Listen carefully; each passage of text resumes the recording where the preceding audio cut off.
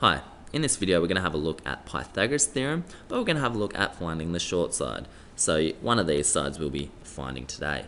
In a previous video we had a look at finding the hypotenuse, and we used this formula for finding the hypotenuse. When we find the short side, we use a squared equals c squared minus b squared. So put a box around that, highlight that, that is our rule. A squared equals c squared minus b squared. And that just comes here from algebraically changing this equation. So here's the original one. What's the opposite of plus b squared when we take it over to the other side? It is minus b squared. So c squared minus b squared equals a squared, or I flipped it, a squared equals c squared minus b squared. So that's how we get it to find the short side. But let's have a look at an example. Find the value of d in this triangle. We always label our hypotenuse c. We always label the short side we want to find a. Then this is b. So we write our formula, a squared equals c squared minus b squared. Now we look at substituting. So a is d, c is 10, and b is 6. Use your calculator now. Let's go 10 squared minus 6 squared. D squared equals 64. D equals, remember we have to do the last step of square rooting. The square root of 64, we know that that is 8. So 8 millimeters, because this is a distance. Remember, the hypotenuse is always c, and the short side we want to find is always a. So here, note,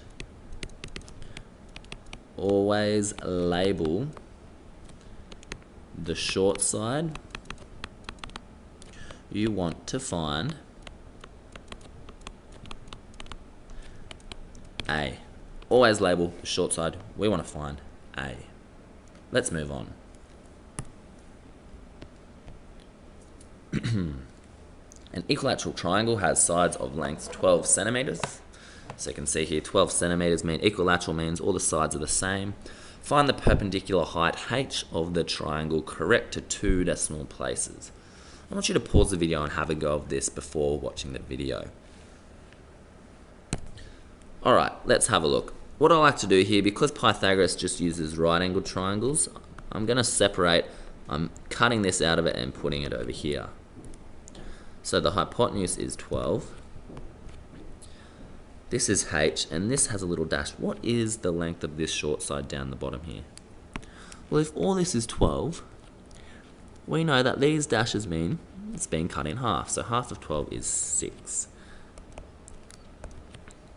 This question is a lot easier now. If I just gave you this and said find the value of h, it'd be much easier. And it is, you just have to draw another little diagram or label this one. Some of you might have done it straight off there, that is fine.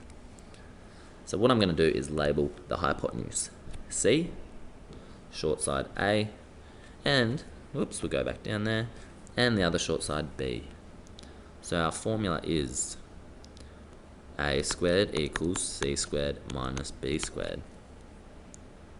A is H, over here, C is 12,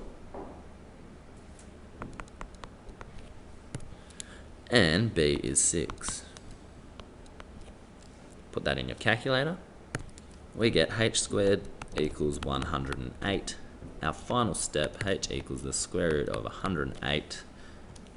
We get 10.392, and it keeps going on. The question said to 2 decimal places. So let's draw our line there after the second. This is not 5 or above, so let's leave it as 10.39 centimeters.